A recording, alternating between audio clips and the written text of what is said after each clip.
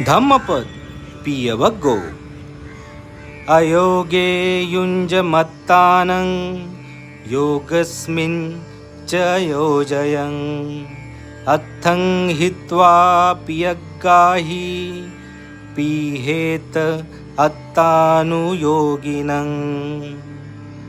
म्हणजे ज्या ठिकाणी स्वतःला गुंतवून घेऊ नये त्या ठिकाणी जो स्वतःला गुंतवून घेतो, ज्या ठिकाणी गुंतवून घ्यावे त्या ठिकाणी गुंतवून घेत नाही, हितकारक गोष्टी सोडून अहितकारक पण प्रिय गोष्टी ग्रहण करतो, तो योग्य ठिकाणी स्वतःला गुंतवून घेणाऱ्या माणसाचा हेवा करतो.